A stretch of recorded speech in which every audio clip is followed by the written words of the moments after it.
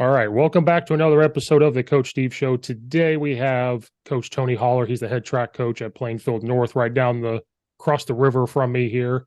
And you may know him from Feed the Cats, but he has a great track program, even from where I'm from. People know Plainfield North track program. Coach, thanks for being here. Well, thank you. I'm looking forward to this. You said it to me right before we started recording, but people know you as a track coach, but you just said you've coached more than just track. You were the youngest head basketball coach in Illinois. You coached football, so you're not just a track coach. You started coaching everything. Yeah, it's funny. Track has always been kind of the stepchild of my athletic career. I was just like all, athletes back in the 70s. That was a golden era, I believe. I played football in the fall. Mm-hmm. And basketball in the winter and ran track in the spring, and we played baseball in the summer where summer belongs. Where baseball belongs, excuse me, both ways. And so, obviously my least favorite sport all the way through was track. When I went to college as a basketball player. And for some crazy reason, I went out for track as well. And basketball ended up not working out for me, and I ended up being a 4-year track athlete. And once again, it was like, how did I fall into track? I don't even like this sport. And then as a basketball coach, I was a head basketball coach for 8 years, from the age of 23 to 30. And like so many basketball coaches, I pissed off the wrong people and I got fired. And here I was at 30 years old, had 4 little kids, broke. My wife and I were both teachers. And strangely, the same school board that thought I was unfit to be their basketball coach in the future actually begged me to take the track job 1 month before they fired me as basketball coach. So literally in February, I was hired as the new head track coach at Harrisburg High School.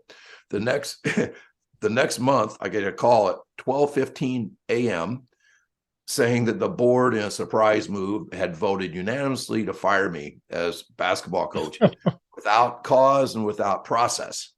So basically, once again, I just we couldn't move because we were broke and had too many kids and all that kind of stuff. So I had to reinvent myself once again in the sport that I didn't really ever want to do or coach.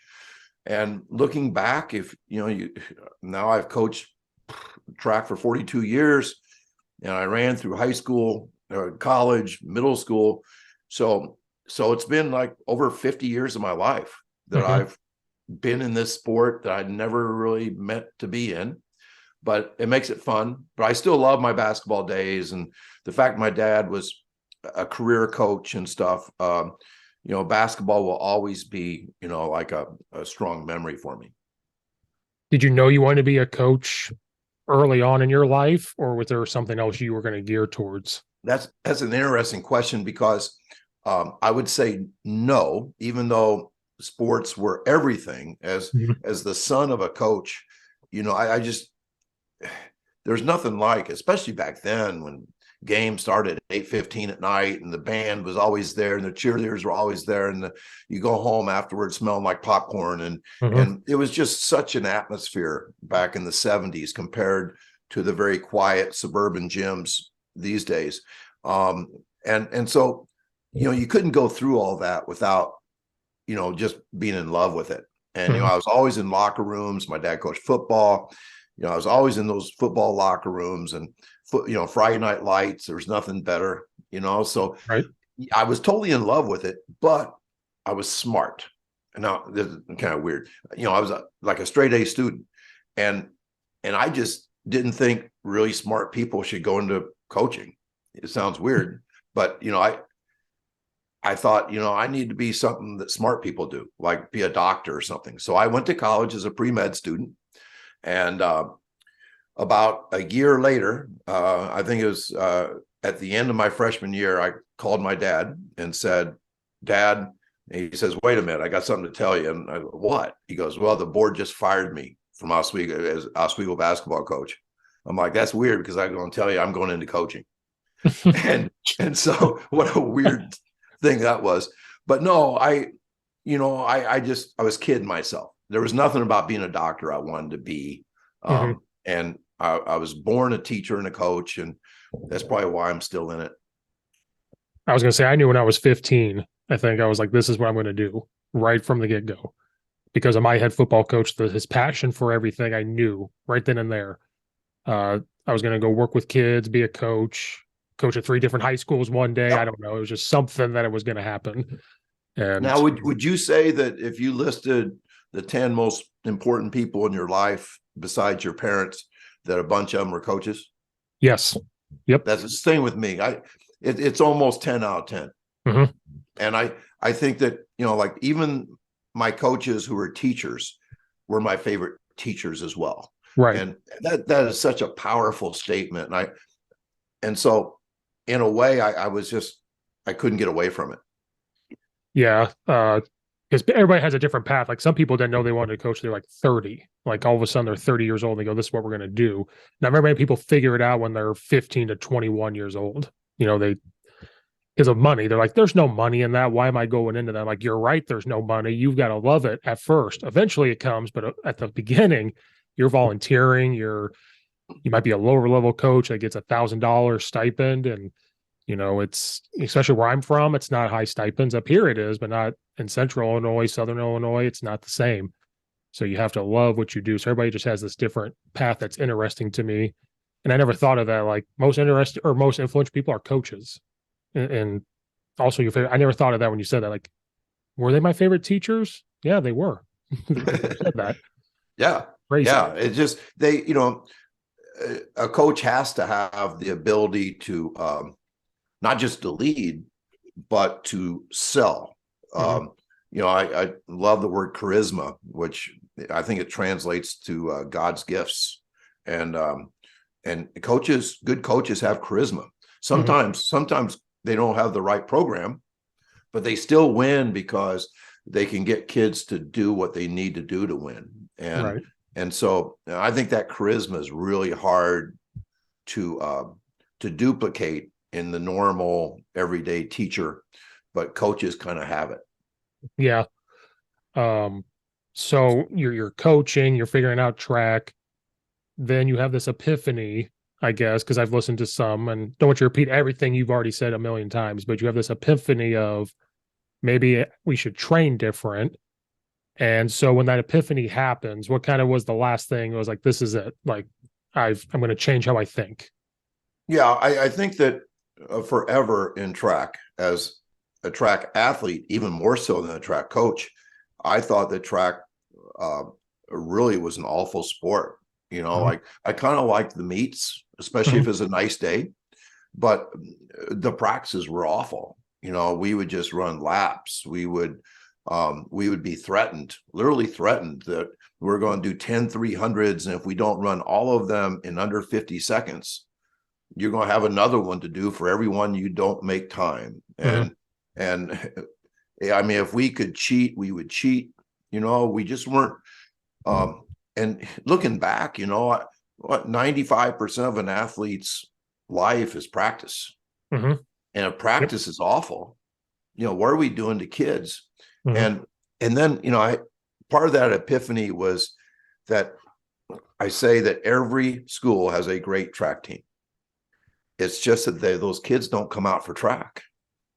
And there's a reason why they don't come out, is because it's awful.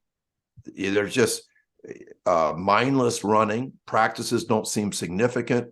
There's lots of pain. Guys get shin splints or told, hey, suck it up and run.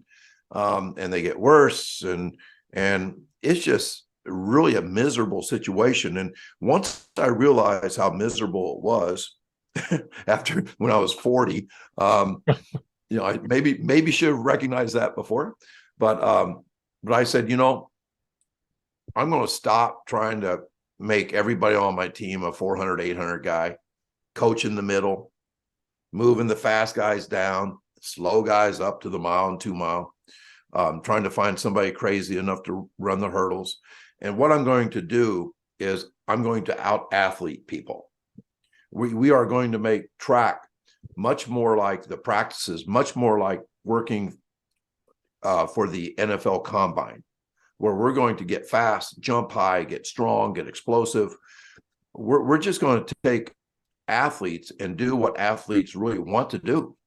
Mm-hmm. And I thought that by doing that, I was almost being a traitor to the sport. Like, I'm not going to train these guys right. I'm going to train them wrong. But if I get every kid that's fast and explosive out for my team, we're going to beat the hell out of teams, because those other teams don't get athletes. Athletes don't want to run track at those schools. And so I was right. I got the athletes out. We went on a run at Harrisburg that pretty much unmatched. We're in an 11-year period. We placed top 3 in the state 8 out of 11 years. We won 3 state championships. We won the 4x1, I think 4 out of the first 6 years that we started feeding the cats. But here's the kicker. What I found, because part of feeding the cats is to make practices significant and time kids and measure their performance, creating a performance-like atmosphere in practice. When we started doing that, we would write down the times and distances and so forth, how much they were lifting in the weight room. And what happened was, those kids that were winning championships for me were improving like 2%, which is great. The kids that came in the middle, I call them my generic kids, the kids that nobody would say, oh my God, that kid's an athlete. No, he just kind of came out for track. He's okay. Those kids were improving 5 or 6%. Wow. And so I was surrounding my cats, my top athletes, with kids that were becoming cats. And the old system of training did not do that for those kids. Those kids did not get faster. They got better at running laps, but they didn't like it. And I really believe this too, as a teacher and a coach, that if kids don't love what they're doing, they're never going to be very good at it. Right. Yes. And, I hear parents talking about, oh, kids these days, they're just horrible. I'm like, no, they're not. Kids these days are amazing, but only if they like what they're doing. That's the only time they're going to be amazing. So I made track likable. And by doing that, my kids started to inspire me to become a better coach. And man, it's been a 23-year adventure for me. Was there ever a doubt when you wanted to start doing this? Like you said, was there going to be pushback? Was there a doubt when you started to do this? Like, man, not that we all care what people say about us, but was there ever like, I know this is going to work, but what if it doesn't? Or was there? Yeah, I will say this. I had a god awful athletic director at Harrisburg that called me in one time and said, hey, I hear your boys' practice is over before the girls get done with their meeting. And I'm like, yeah, that's because they waste time. He goes, well, how are we going to pay you, when your practices are over in 45 minutes? I'm like, you're only paying me like $1,600, man. and we did win the state championship last year. Right. And he goes, well, I guess so, but it just doesn't look good. And I'm like, well, do you want to look good or be good? So, there was that, but a lot of my work happens when I go home, when I start entering times and distances on my spreadsheets and stuff. And I'm, that's all that propaganda, that motivational stuff. It's really the food of cats. And then I will say that when I went to it, I thought that I was sacrificing the 400 meters and the 4x4. I thought I was going to sell out and say, okay, we're going to be good at the shorter races now, but we're not going to be good at that, the most sacred of all events, the 4x4. And, that just wasn't true. A little Harrisburg High School, we ran 3:18 in the 4x4 one year. We placed, I think, top 3, 9 of those 11 years that we were so good. And so what was so crazy was that we weren't training like a 4x4 team or 400 meter guys were supposed to train, but we were still really good, maybe even better, because of our focus on performance level speed. So I would say that helped you when you saw progress in that, where you could continue to like get kids to buy into this. Like, okay, there's no more doubt. That very first time I could tell, and you're keeping data like a teacher. We keep you keep grades, you keep this. There's this data everybody talks about with test scores. You're keeping Yes. it. There it is. And so now there's no more doubt anymore. So to sell it to those kids became a lot easier for you. And now you could actually say, I'm not sacrificing anything. Look how we got better across the board.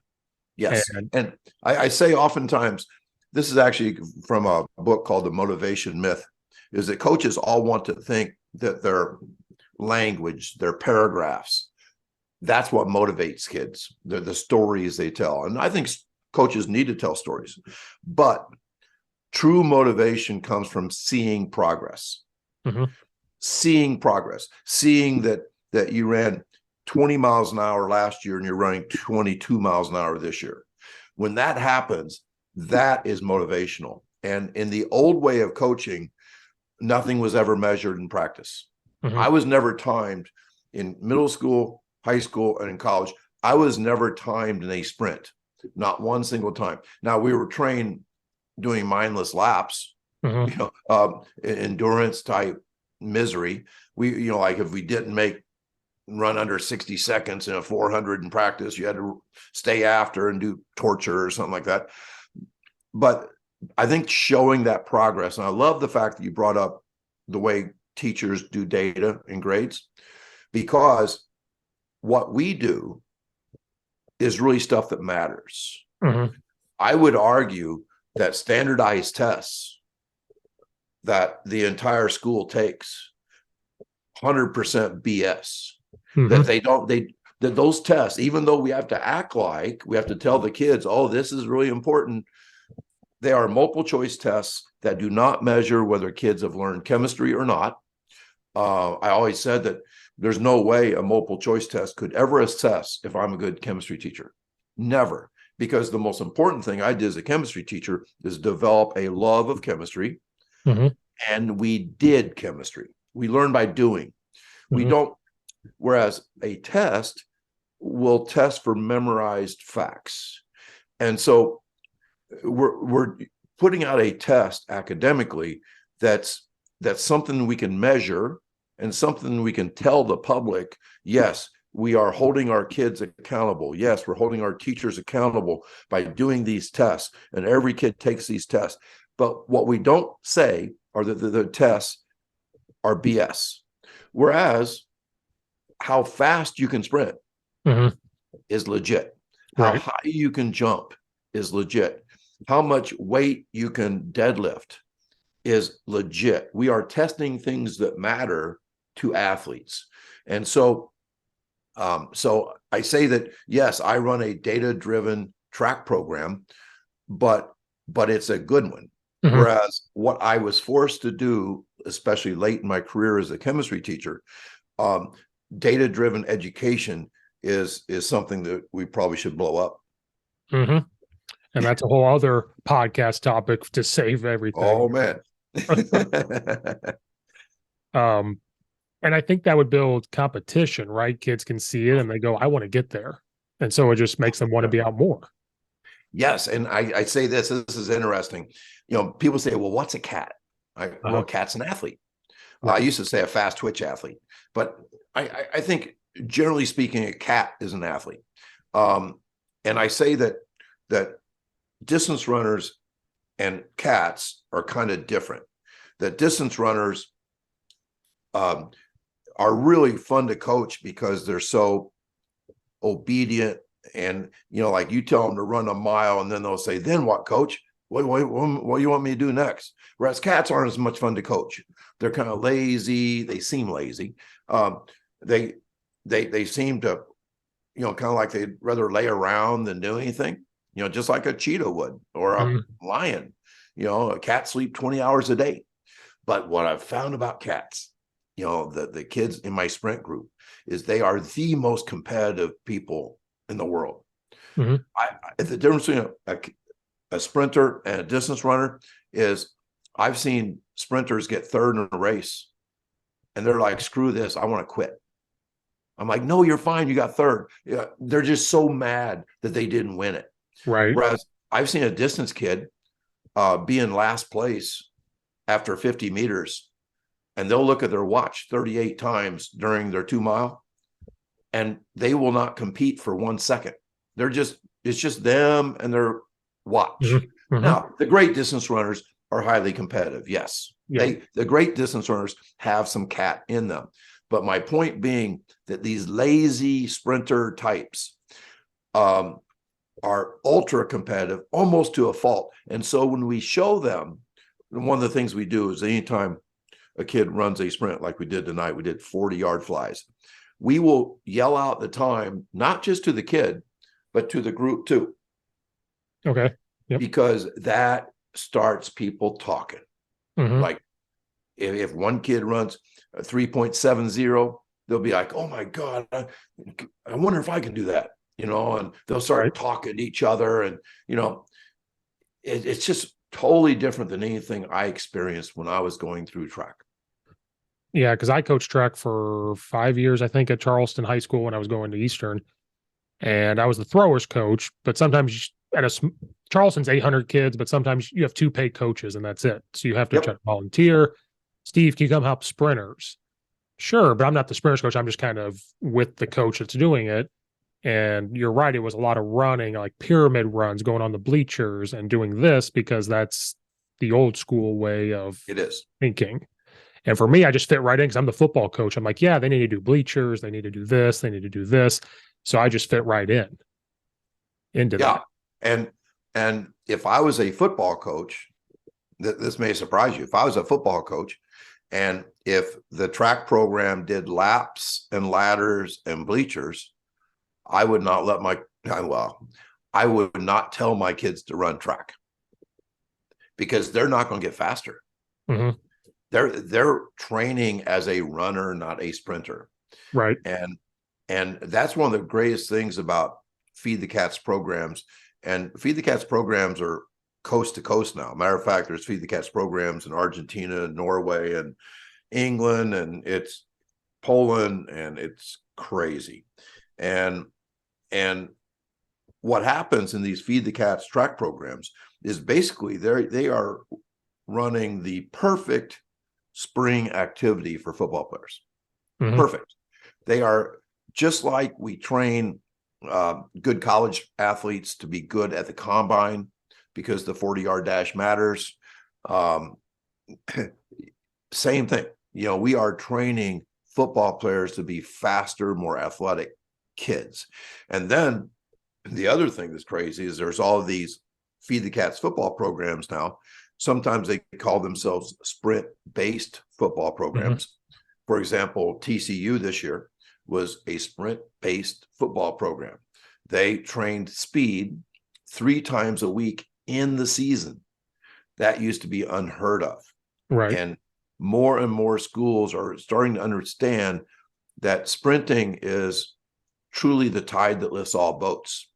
That the faster we get, or even if we can just maintain our speed, we are so much better off than the teams that are seeking to get tired every day. Right. Were you coaching football when you came up with this too, or was it just track? Because I'm curious how like a football coach kind of came in and said, what are you doing? Like, what is this? Yes.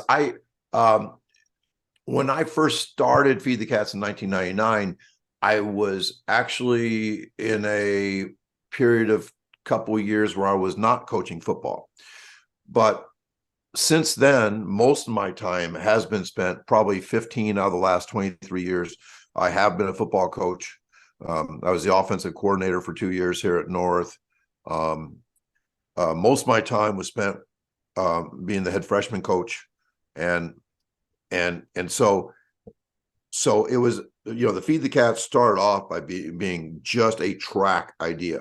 Mm-hmm. But the year I retired from football, which was 5 years ago, I finally, as an assistant, you can't really speak up much. Mm-hmm. In a football situation. It's a very militaristic, top-down. General says, you tell the general every idea he has is a great idea, and you're just a good soldier. And so when I got out of football and I was like, okay, I will never coach football again, that's when I started writing about football. And that's where the ideas of a sprint-based football program really took off. And now, without me even coaching football anymore, I have all of these like second generation feed the cats dudes that used to be Neanderthals who have now embraced the idea that we don't want tired athletes. We want fast athletes. We want rested athletes. We don't want to wake them up at 7 a.m. on Saturdays. We want them to miss football on Saturday and Sunday so they look forward to it on Monday. And by the way, if they have 2 days off, they're going to come back on Monday faster because they're fresher. And they don't run at the end of practice. Zero conditioning in the summer, but they get fast and strong, and they love practice like no other football teams love practice. And so with all those things going on, they have a huge competitive advantage over teams that are still doing it the dumb traditional way. Yeah, because I think the first time I really talked to somebody about was Coach Dixon. He was like, I've had him on here, and he was the first person, because I was thinking football, and he was explaining this, and I think the first thing he said was, we don't put pads on until Wednesday. And I said, what? Like, I was taken back. And he goes, and we don't hit much. He's like, I want them caged up. I want them to come out on Friday night. And, he's gone to what, 2 or 3 state titles, I think. And he was undefeated this year, got beat in the state title. And Brad was a self-proclaimed meathead, Neanderthal, all the names we call, traditional coaches. And he was the first guy that read that article and said, hell with it. I'm going to change everything I do. And so I call him the godfather of sprint-based football. And even though, I say he's the godfather of sprint-based football, Hal Mummy, the guy that started the air raid offense, he and Mike Leach were coaches at Iowa Wesleyan in the early 80s. And they thought out of the box. And it was about 30 years ago, Hal Mummy's Valdosta, Georgia team was 9-0, and they're going to play against another 9-0 team. And they asked Hal, they said, well, what's your secret? It says, well, we don't practice on Monday and Friday. We don't stretch and we don't condition. And we only practice for an hour and 45 minutes. We don't waste kids' time. Mm-hmm. And so, in a way, he was the original feed the cats type of dude, right? Where we are not going to be in this pissing contest to see if we can practice 2 hours a day more than our opponents. It's going to be the opposite. We are going to practice less and do it better. We are going to value speed and healthy and happy. And we're not going to waste time.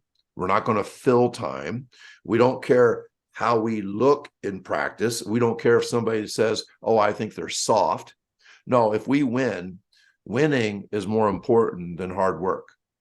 And performance is more important than getting kids tired. And so I think he was the original guy.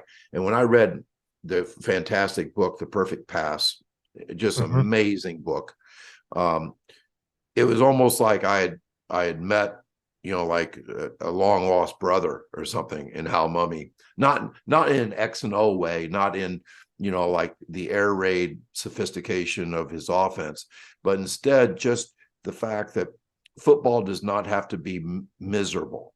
Right. That football practice can be fun and eventful and significant, and we don't have to get tired every day. And it's worked for him. It worked for him amazingly. Mm-hmm.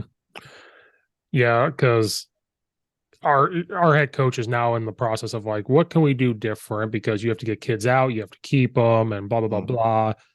And so we've all talked about it. And I keep bringing all this up, like, what about this feed the cats thing right down the road in Plainfield? Like, what's going on down there? Or like I said, hey, Coach Dixon, I've talked to him. He does this, and I showed his YouTube thing, and they go, does that work? And I was like, well, it's working for him, and he's at a small school. He's at a tiny school, and Addison's 2,000 kids.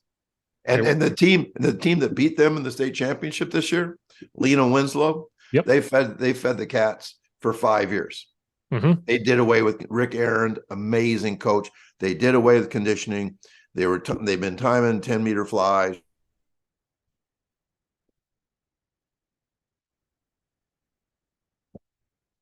practice less and practice better. And so if you really want to see something, you go down to Texas. I spoke in Houston 3 weeks ago, and I did a track clinic down there, 9 sessions, but 2 of my sessions were football. And I'll be damned if there were 80 football coaches from Texas there, who I said, do any of you feed the cats? And they all raised their hand. Wow. All of them. I mean, because obviously they fed the cats. They wanted to come see me and learn more.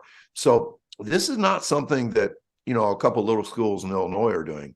Mm-hmm. This is something that has kind of caught on, and I'm so proud of it, because not only is it better for kids.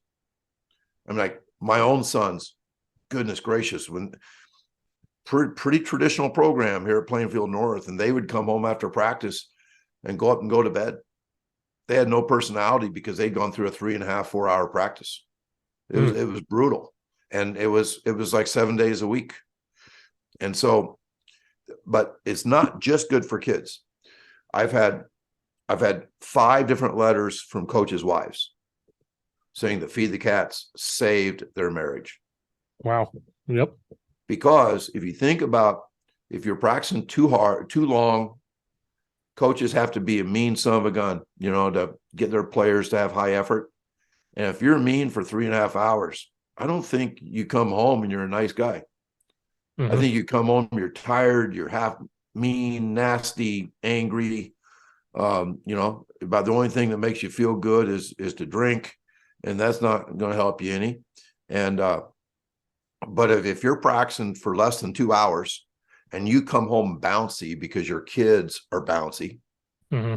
I think you come home a better dad, a better husband, all those things. And I think you'll be a better coach because you have more energy to put towards that, because you're practicing less and you're so inspired by your kids. Right.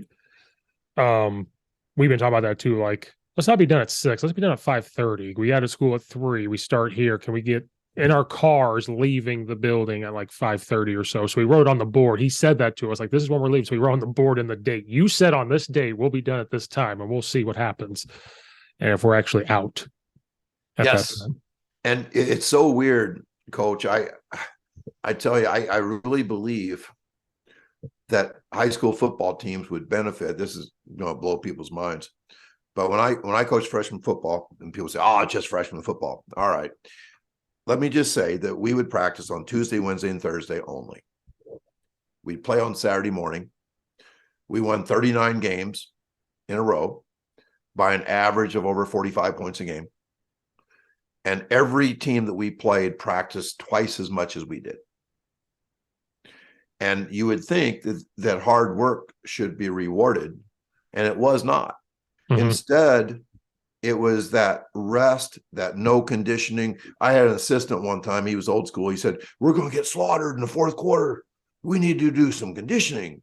I said, "Hell, the game's going to be over at halftime." And he laughed, and it was a running clock every second half.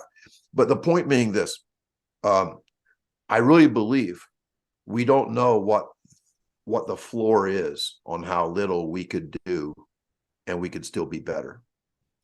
I coached with a Hall of Fame coach in Franklin, Tennessee, that gave his kids Thursdays off. His varsity team, Thursdays off. He went 9-1 that year, and of course they blamed Thursdays off for their one loss. That's the way people do it. No wonder they lost. Right. But the point being is that, they blamed it because he wanted to play golf. But it was a brilliant thing, because what he said was, what we do on Thursdays, our walkthroughs, our reminders, could be done in 30 minutes after school on Friday, the day of the game. And it was like, of course it could. And the value of going home after school on Thursday created a super compensation, restful day. Now, some of the kids didn't like it. That's all right. They can come back mad as hell on Friday and take it out on the other team. Right. It's okay. And Brad Dixon talks about his kids are like an uncaged animal. come Friday night, an uncaged animal. And so those things are things that are really hard to convince the status quo in football. It is the most traditional sport, the most military sport, the most religious sport, and the most traditional sport. I may have said one of those things twice, but it's like the most everything. And you know, so it's so hard to change the status quo because, you know, tradition and military, all those things just play into it. But we've had some success. Because I was going to say, like, was there any pushback to this? Like, if a football coach was like, what are you doing? And you said that, was there like pushback? Were you called soft, or was it more of, okay, we can figure that part out, but what about the weight room? Like, you know, we have to do this. Was that like the biggest pushback maybe when people asked you? I think, you know, I get criticized for being anti-weight room, probably because I say things like the weight room is overrated.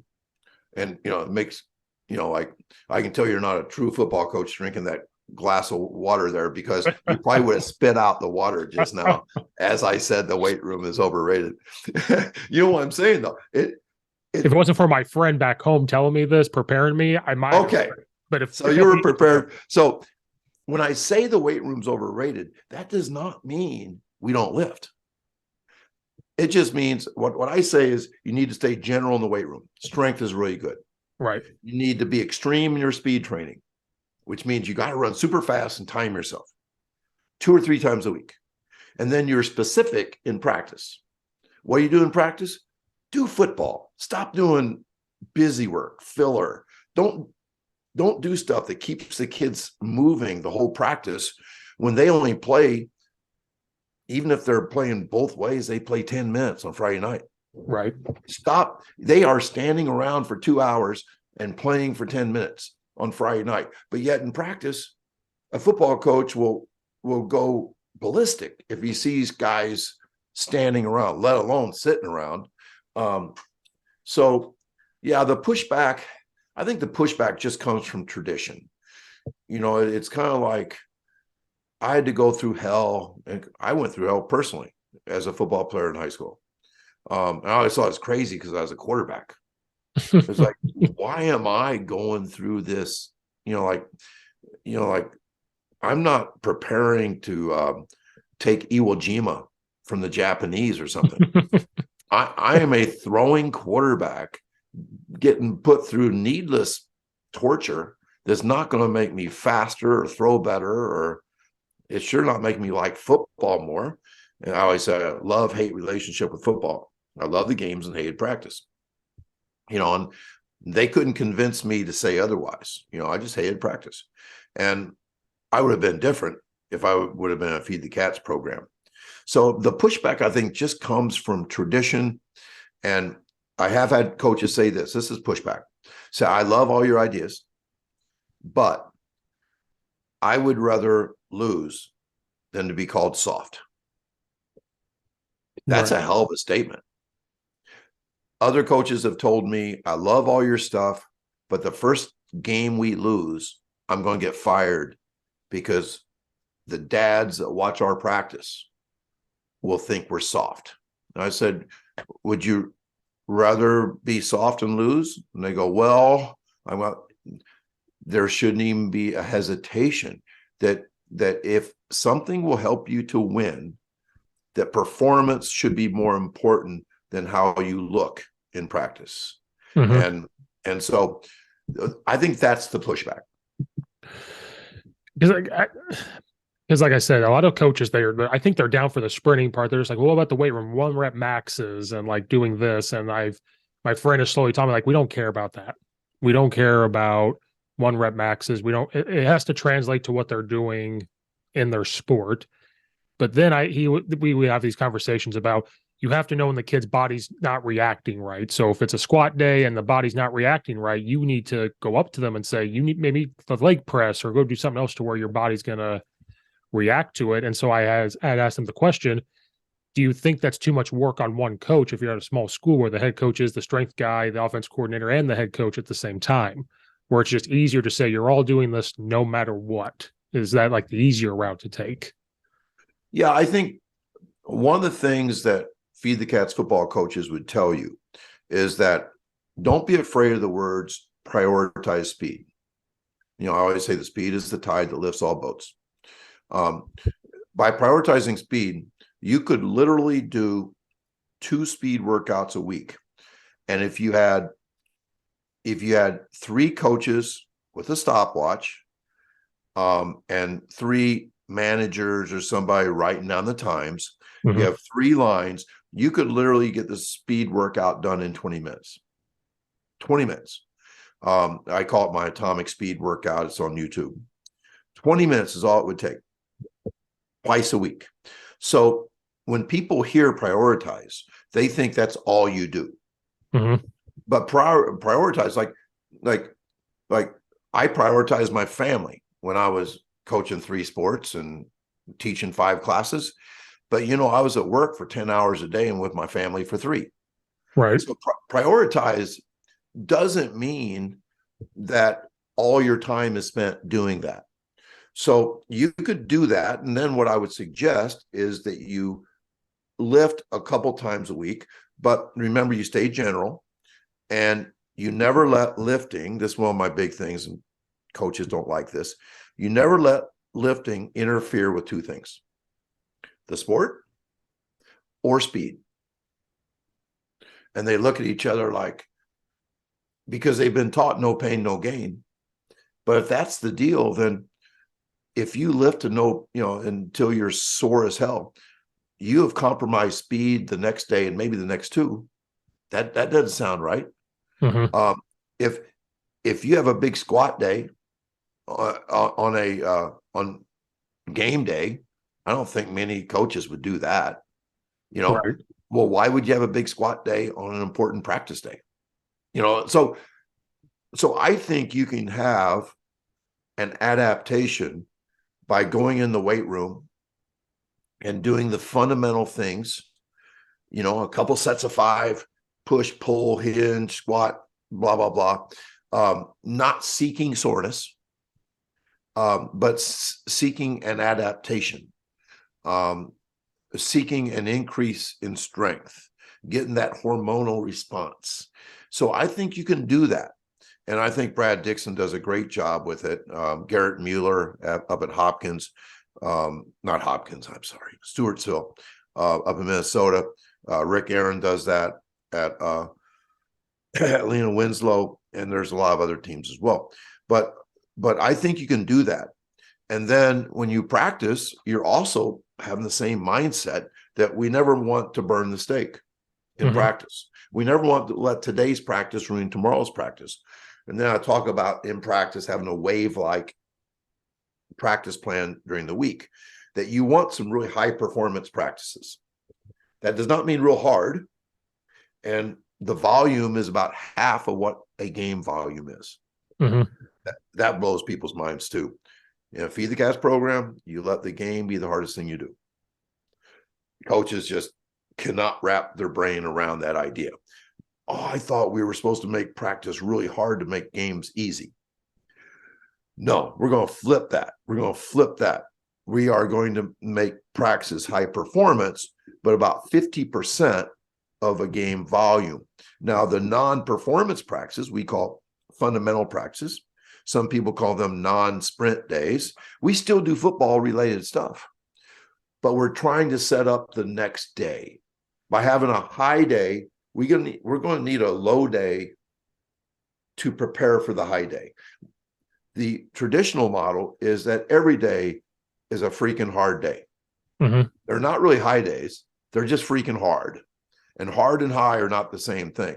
High is when we're game speed, game pace. And even in a performance day, you have to have a wave theory in the practice itself. For example, Dan Casey, good friend of mine, actually instituted a halftime in practice in order to reevaluate what happened in the first half, maybe make some adjustments in the second half. Very similar to a game. His coaches hated it because they saw guys sitting around. And they're like, this isn't football. What's wrong with this? And he's like, guys, they sit at halftime of a game and we don't make them like run in place. Yeah, Right. coach, but yes. So this flies in the face of tradition, because instead of putting all of our value on hard, miserable work and worshiping the grind, we're going to put our efforts into high performance that's going to win games. Right. Well, that reminded me, my friend said, you'll think we're the laziest track team because you'll see us run and then we just sit. And he had to explain to me, like, I'm literally resetting their body. So when we get up and do it again, they should be fresh and we'll see. And then he goes off of that. He goes, maybe we do that 3 times. And then it's just Yep. like, you know what? They're tired and they're not going to do well. He has bought it. He has bought into all the stuff that you guys do all full go. Yeah. And I think he's trying to convert me to being all full go of what this is supposed to look like. Yeah. And so, like, I never understood I didn't at the time. At the time when he said we just sit, I go, what do you mean you just sit? Like, I couldn't grasp the concept. But then I thought about it, like, if I run and I'm tired, what do I want to do? I want to sit. I want to sit and relax and not be tired anymore. You Right. know? So I thought about that more, and like, and maybe I'm asking 2 questions here. Like, I didn't know, but just sitting did that. And then is there less injuries from this type of stuff that you're Oh, seeing than before? yeah. Night and day. Night and day. And I believe, I say one of my teaching points is we want to enter the game 100% healthy and only 80% in shape. Most football coaches want to enter every game 110% in shape. Mm-hmm.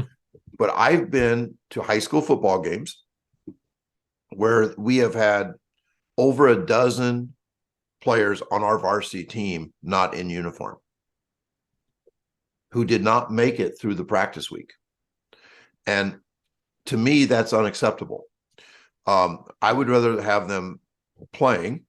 Mm-hmm. And not only that, but instead of limping, they're the fastest they've ever been in their life. Because the faster you are, the quicker you cut, the quicker you think. It's the tide that lifts all boats. So when you're talking about sitting, this is an important thing to think about too. I'm good friends with Brian Kula, who trains Christian McCaffrey. And he's trained him since Christian was a freshman in high school, and he still does. Mm-hmm. And one of the things they do a concentric lift where they deadlift a heavy weight 5 times, where they lift and drop. And then they superset it with a plyometric, like a hurdle hop or something like that. Mm-hmm. And then they rest for 5 minutes before they do it again. And Brian told me that Christian, when he has to sit, to let all the ATPs flood back into his muscles so that he can perform in the next lift instead of just getting tired. Mm-hmm. Christian will look at the clock and he'll start getting a little bit pissed off, because every great athlete wants to grind. Mm-hmm. They want to work their ass off. I mean, that is what great athletes do. And the great athletes, we really have to hold back. Mm-hmm. Because if we let Christian not rest between those sets, the next set wouldn't be as good. Right. But when I tell that to, like, let's say a high school football player, I usually say, what would your coach do if he ever saw you sit down in the weight room? Say, well, he'd kick my ass out. I'm like, yeah. Isn't it weird that Christian McCaffrey literally sits on purpose? They go, yeah, that's crazy. And people say, well, doesn't that create a soft athlete? I don't think Christian's soft. No. People say, what do they do to get in shape? I said, what I just said. High level stuff with complete rest. High level, complete rest. Totally anaerobic, nothing aerobically focused. And in the NFL, when he's been with the Panthers to start every season, I think, they would always do a conditioning test. And Christian would win the damn thing. You would think, no way should he win, because they're not doing any aerobically focused stadium stairs, laps, gassers. All they're doing is really high level, highly functioning athletic stuff. And they may do 100 different things in a 2-hour practice, but it's always with complete rest. Mm-hmm. And somehow you get in pretty damn good shape by doing that. Yeah, that's complete opposite of what we all think. That's Yes. like I said, I want to see both sides of this. I want to see the old school side and your side of, because I'm thinking about our weight room now. Like if a kid does sit down, we assume they're on their phone. We assume they're just going to socialize. We assume this. And we're like, well, you got to get back to work. Like you need Yeah. to get this done. I've never really thought about like sitting and just resting. Because I think back to my high school days, like if you're doing power clean or you're doing squat, you get 45 seconds, then you got to hop on and do it again, or you got to do this again. And like I'm 32 years old and I have back problems. Like today, my back went out at school and I'm waddling around. And it's like, my chiropractor, what did you do when you were 15? Because I have calcium built up. And I'm like, when I was 15, I was trying to lift as heavy as I possibly could, as many times as I could do it. And she goes, that's probably why your spine Yes. is the way it is. And so now, Yes. I think you go as heavy as you can, your form's not as good. yeah, And you're just trying to do something that goes against what I'm saying, like stay general, get an adaptation. We do not want to burn the stake in speed training. We don't want to burn the stake in the weight room, and we don't want to burn the stake in practice. And we let games be the hardest thing you do. And the counterintuitive thing is, how in the hell can you be good in the fourth quarter if you have not pushed yourself to that level? And I like to answer it with a metaphor, and that is, we never run more than 200 meters in practice, ever, my sprinters. But all my sprinters run the 400. Well, how can they finish the 400 without ever practicing it? mm-hmm. And I say, well, there's magic in a race. There's magic in competition. And if you are a healthy, happy, fast athlete, it's amazing what being in the lead with 100 meters to go does to your brain. We are able to stay relatively fast and be a great 4x4 team, 400-meter team, without ever practicing it. In the same way, I think there's magic in a game, that even though you've never done more than 50% of the volume of a game, the fast people are still fast in the fourth quarter. And a healthy guy is much better in the fourth quarter than that guy on the other side that's not in uniform, because he didn't survive the week. Right. So this is what every team that's given up on conditioning has told me, is that they seem in better shape in the fourth quarter than their opponents. And that's mind-blowing. That's like, what? That doesn't make sense. The other way made sense to us for so long that it's hard to open your brain to the fact that we might have been wrong. Right. Especially if you still see like high school teams around here that have been powerhouses for so long, and they do it, they lift heavy weight, they pick it up, put it down, and they win. Or track teams still might practice this way, but they still find a way to win in certain events. I think maybe it's hard for us to be like, well, they're doing it, so we don't need to change. We need to do what they're doing, because it relates more to what we're doing when we were playing or when we started. And 9 times out of 10, what they are doing to win has very little to do with their weight room or their conditioning. Winning is almost always having better athletes than your opponents. In football, especially, it's not just the better athletes, but also the tradition of winning. Because when you have tradition, you have kids coming out for your team instead of quitting your team. When you have tradition, you have a coaching staff that does not have big turnovers. Mm-hmm. Like when the bad football programs, kids aren't coming out. Coaches are dropping like flies. Every year there's 4 or 5 new coaches. As a freshman football coach, I swear to God, there were coaches on the other sideline that embarrassed me. They were like first year guys. They had a play chart that looked like, they coached at Alabama or something. and I'm like, we'll beat them 100-0. The plays I had were all in my head. Right. And my guys understood the plays and they understood the nuance. We weren't, it just, coaches just need to hear new ideas, or else they're just going to repeat the sins of tradition. Right. Over time with your Feed the Cats, has there ever been anything that you personally have learned from somebody else that you've put into yours? Oh, for sure. I'm really good friends with Chris Corfist. I saw him speak at a clinic 15 years ago, and it was like, oh my God, this guy is. It's kind of like what I said about Hal Mummy. It's like, I just found a brother I didn't know I had, and the brother thing was mainly due to dosage, and the priority for sprinting. Low dose. I mean, he is so low dose that he has a story of a great sprinter that he had at York that was not getting better. So he gave him Monday off. And when they ran on Tuesday, he ran faster than he had for the previous 3 weeks.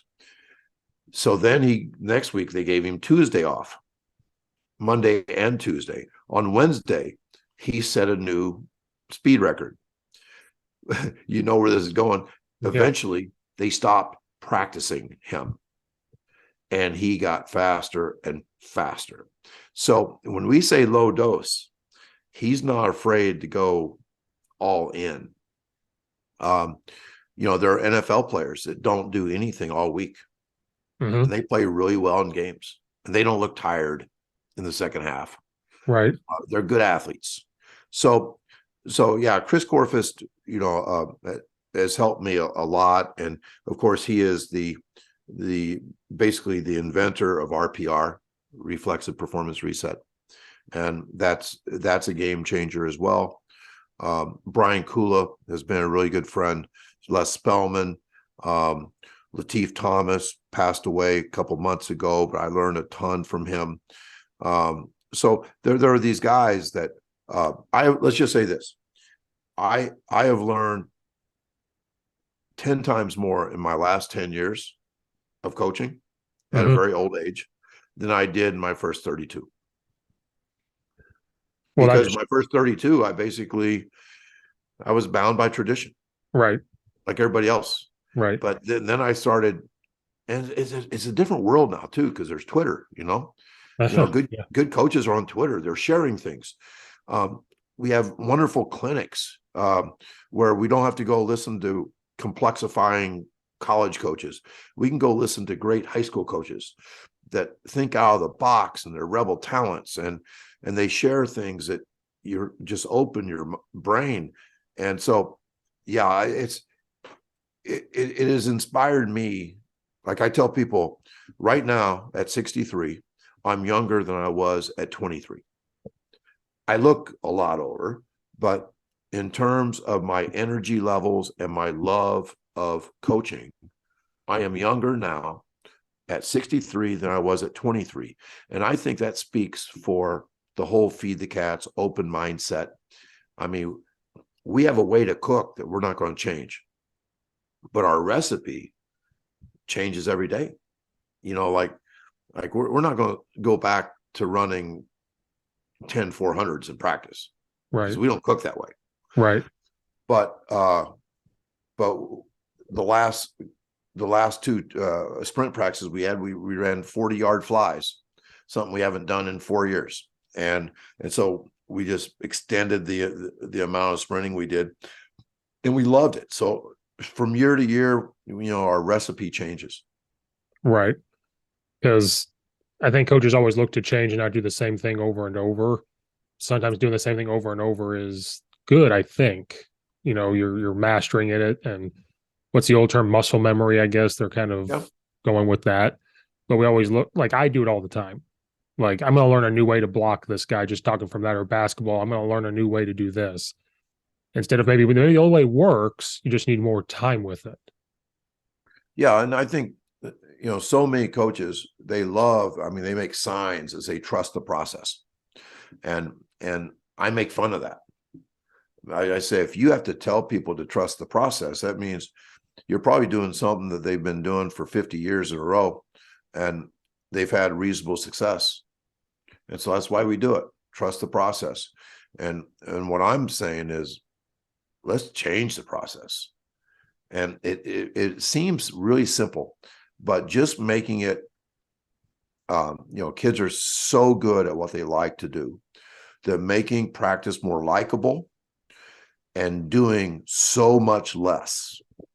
Like I love the story. My dad, for a big game as a basketball coach, would bring us together and say, guys, no conditioning this week. We'd be like celebrating, like, Right. oh my God. And we're going to have hour-long practices. We were like wide-eyed. I mean, we treated every practice like it was the championship game. And then we'd play really well that weekend. And Dad would be patting himself on the back and say, it worked, didn't it? And I'd say, why don't we practice like that all year? Right. And to his credit, I think he really thought about that. And that's an example of doing less, doing it better, letting the 2-hour game be twice as hard as your hour-long practice, and having kids love it all week, instead of saying, oh God, it's only Tuesday. We got 2 more practices before the game. And Right. that's the way we used to think. Right. Well, as coaches, we think that way too sometimes, like, oh, it's Wednesday. Like, oh, I do it all the time. That's a true confession, Steve. You Oh, realize that? I I mean, don't. coaches do think like that.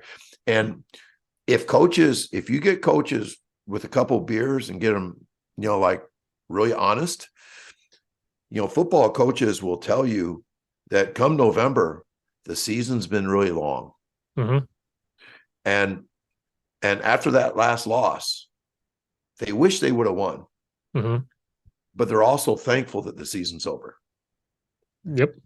And so you are 100% right that we need to start worrying about the enthusiasm of coaches. Now, we're told to never say that. Mm-hmm. And we'll drink enough caffeine so that it's never noticeable that we're dragging ass on Wednesday. Right. But in our heart of hearts, we are. Now, in a Feed the Cats program, you never are. Ever. You're never dragging. Matter of fact, I would say you miss practice more than you dread it. Right. Because you're just doing less and achieving more. Which I'm all about that, coaching 3 sports. I'm like, how is there a way to get home and still get the same result that I'm looking for? I'm not the head coach, so it's not up to me, but like, how can I make that happen? Well, here you go. What if you could work half as hard and be twice as good? I would take it every time. Amen. So you're about to drink the Feed the Cats Kool-Aid right now on your show. I'm all about it. I'm only 32. I've been coaching since 18, 19 years old. And at the time, I thought I knew it all. And a couple years ago, I had an epiphany, maybe right before COVID, where like I know nothing and I'm okay learning things, adding it to my tool belt. But then I think COVID is what really opened my eyes to being tired, because for Illinois, like, I did all 3 sports in that springtime from January to May. I did all 3. And then what happened? June 7th, they said, go back to normal, right back to summer football, right back to basketball, right back to football season. And I was just exhausted. Like, that's when I started to realize, like, I have to go to practice. And I'm the coach. I'm not running. I'm not doing this. Yes. I'm going to practice. Now, I found joy in it somewhere from the kids, like, but still in my mind, I'm like, I'm mentally exhausted. And we're taught to love that grind. Mm-hmm. I call it the Stockholm syndrome, where, like, you fall in love with your captors. Mm-hmm. We are taught to say, I love this. I love the grind. I rise and grind. And we tell the kids to do that. And they're like, yeah, coach, we love the grind, and they're just drag assing, but they're have a good attitude about it. And, and that's the thing that makes me excited when I go out and speak about this stuff, is because I really believe that we can change lives. Like, at your pace, you're not going to last coaching wise until you're 63.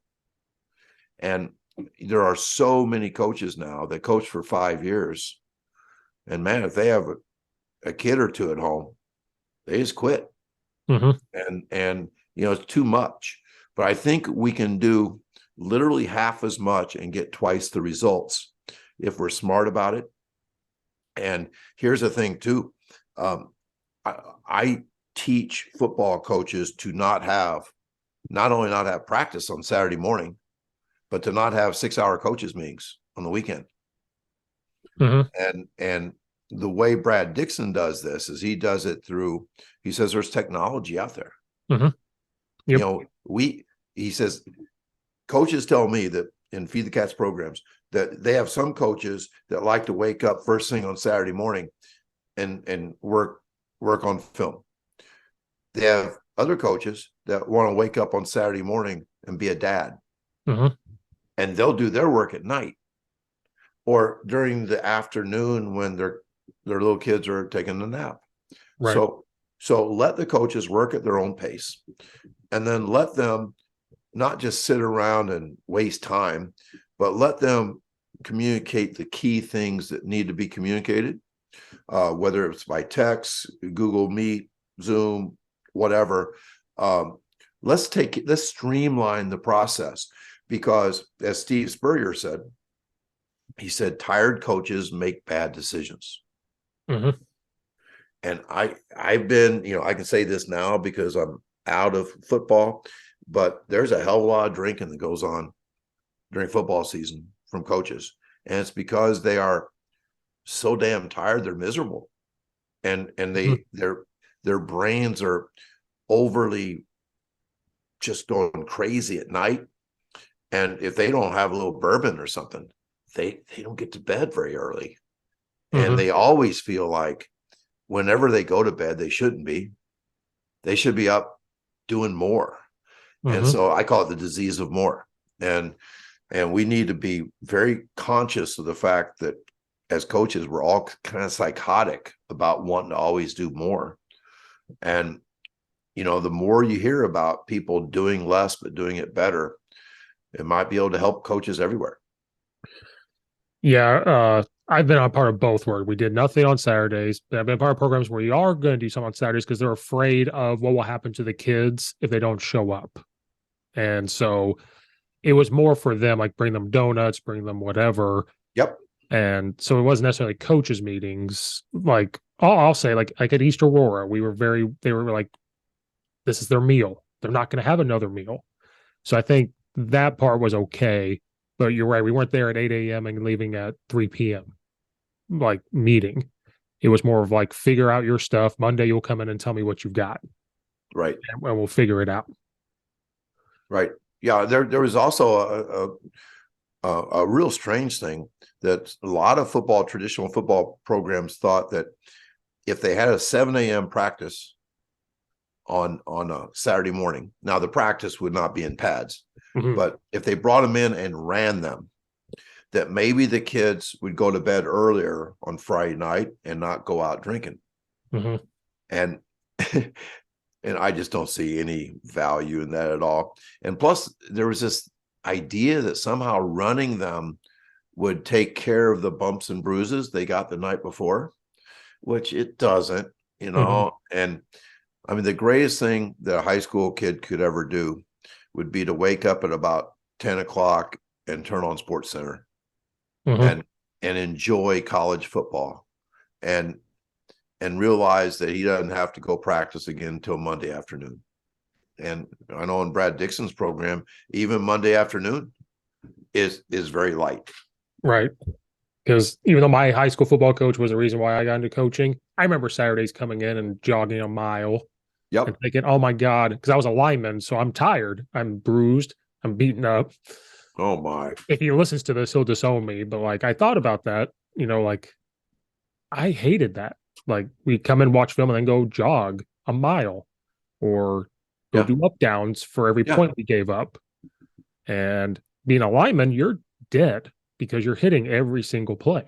And running a mile for a lineman is not the same as running a mile for a wide receiver. Right. It is very, very different. And that's interesting too, because you said that your coach was the reason why you got into coaching, right? And that's the perfect example of a traditional coach that had that it factor, that charisma, that because he could do a lot of things I totally disagreed with, but he won your hearts. And when you win your team's hearts, you will beat teams that don't have that relationship with their coach. Right. It doesn't mean you're doing everything right, though. Right. And oh man, winning can make us think that we're doing everything right. And I like to say that dumb is undefeated against dumber.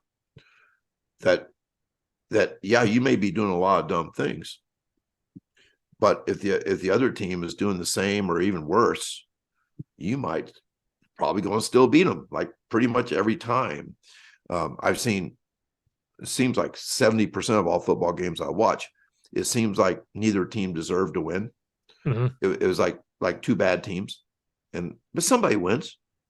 Right. And so the team that wins thinks that everything they did all week long was pretty damn perfect. And the team that loses by 3 points or something thinks that everything they did was wrong and they need to change. It's nuts. But, coaches care so much. Even the coaches I make fun of, they care so much and put so much into it that it makes it hard for them. They can't stand back and see things. Well, I do that too. Your blinders are on and all you can see is right here. Yes. So that COVID year started to open it up a little bit where I'm more open to things. Like, am I going to do everything? No. But guess what? I'm going to look at it. I'm going to research and make that decision for myself. I can present it to my boss, and that's all I can do. Yes. But at least I know it. At least when I get older, might say, you know what? That was a great idea. Let's do this, in my tool belt. And some coaches don't do that. And they don't want to share. They don't want to do anything at all. Like, you just talked to me a little bit about this stuff is big. You could say, no, like, I don't want to discuss any of this. And some coaches do that. They don't want to at all. And obviously, a good head coach is not going to be, grabbing onto every new idea. That's not what we're talking about. Right. But there's certain things that pop up in our life that like, oh my God, this is kind of a game changer. This is an interesting story that goes right along with football coach in Texas. I was down in Houston talking, and I love talking to football coaches. I make fun of them a lot, but they're my favorite people. And this guy said, I've got to get a head job, and I'm going to. I go, what's he's like 30 years old. I go, what's the deal? I'm like, why do you feel this urgency? He goes, because only about 10% of teams in Texas are feeding the cats right now. And it's such a competitive advantage that if I become a head coach next year, I feel like we can be ahead of 90% of the teams we play just because of what we're doing right. And if I wait 5 years from now, everybody's going to be doing it. And I've never heard anybody say it like that. But I think that is such a competitive advantage. And some people hear me and they're like, oh yeah, he's this softy, like give every kid a trophy, pat him on the back. Yeah, you did a good job even when you dropped a pass. No, I'm not. What I'm talking about is telling people about a better way to win, a better way to coach, a better way to win, a better way to stay healthy, get faster during the season, to do less and achieve more. So it really is talking about a competitive advantage. And the fact that we're more joyful doing it, I think just makes us better. And it's not, we're not doing it just for the joy. We're doing it first and foremost to win. Right. Because I think my friends at Alabama football, I kind of went with it when 2 years ago, maybe. I think they were tracking how much stronger their players were getting as the season went on, and they weren't tired. And I think their conditioning or strength staff had left, But I think at that time, that's when my friend was really dove into it. And he was like, his name's Nathan West, Coach West. He was like, Steve, Alabama does it. Ohio State's doing it. Look how much faster they are. Look how much healthier they are. Look how much stronger they are. And that's where he started to really get my mind into it. Go, oh, you're right. And he goes, now look at these other teams that are slow. Look at Northwestern and Iowa and Nebraska. He said the same teams. He said, look, they're slow. He said the same thing. And that's why when Illinois was getting a new coaching staff, he goes, I hope they get faster. I hope that they get some of this. And there's two ways of getting faster. One is to recruit speed. The other way is to recruit speed and train speed. Mm-hmm. And that's what TCU, I think, really had a major breakthrough with. And I think that, they're picked, I think, 7th in their conference, and they, played in the national championship game. And I think because of that, I think that sprint-based football is going to be really big in the next few years. The Eagles, they don't say they feed the cats, but Les Spellman tells me he has a relationship with all the NFL teams. What Les tells me is that because they're GPS, they can tell whether or not guys are hitting top speeds in practice. Mm-hmm. And so let's say you're a fast guy, like you hit 20 miles an hour a couple times, 19, blah, blah, blah. But let's say you're a tight end and you only hit 9 miles an hour a couple times in practice. Well, it's not like you have like 10 miles to run. You just need a dose. It's like you need a pill. Mm-hmm. You need a max velocity pill. And so what they do is they put that guy through a speed workout that's like 10, 15 minutes where they get him up to top speed, because that top speed is going to keep him from getting slower. It might get him faster. Mm-hmm. It will definitely keep him healthier, because if you practice in third gear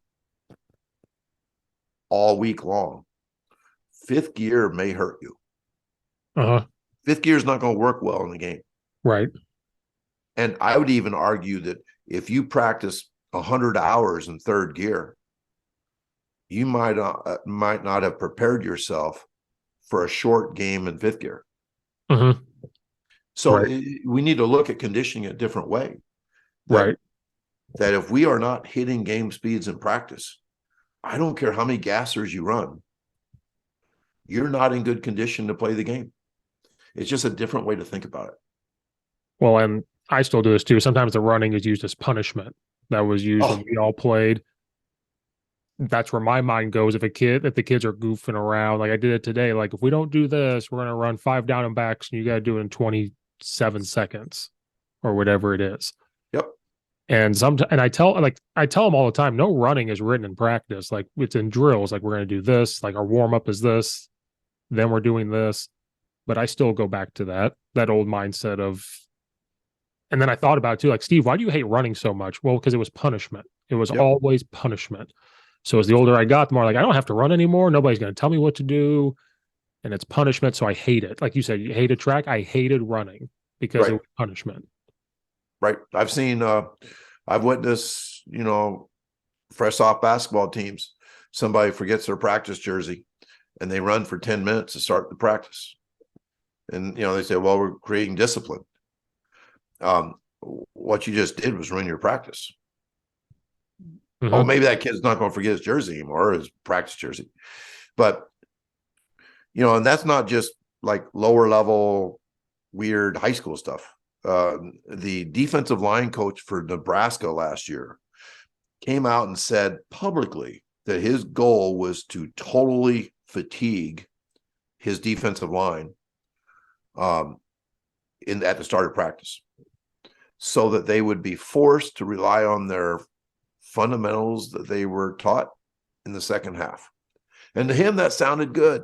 Mm-hmm. To me, it's like, what are you doing coaching at any level? That is nuts. But, I've seen high school teams everywhere do like 40-minute warm-ups where the only thing that was accomplished was fatigue. So, whew. Do something fast and get into football. Well, I was going to say, if they're that tired, they're mentally not going to be able to think.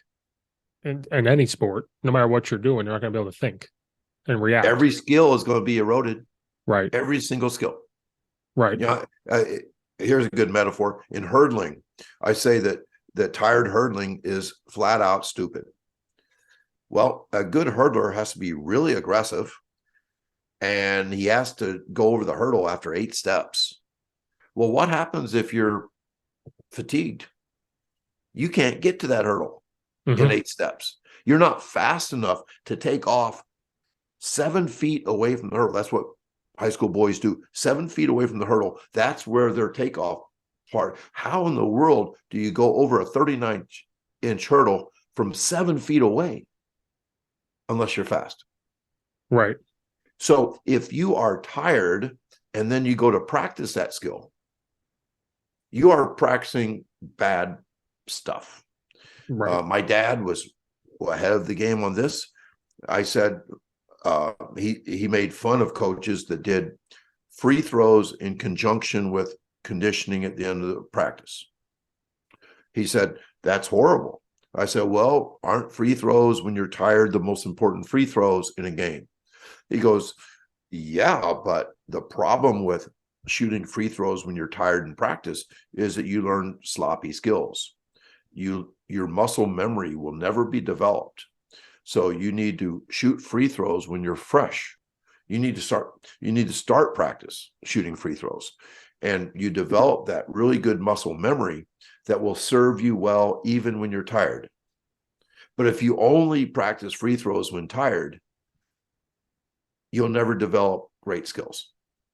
So skill work always needs to be done when you're fresh.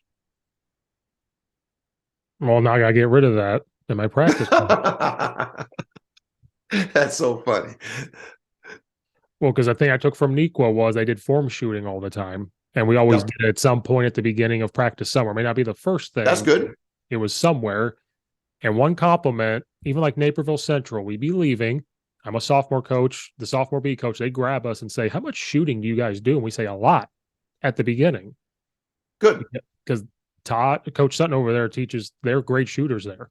And this is why. He'll do all that. Then he does defense later on because they're fresh for defense still from shooting. I love it. So you would say what they do at Nequa, and they're a very good shooting program, is they practice those skills when fresh. Mm-hmm.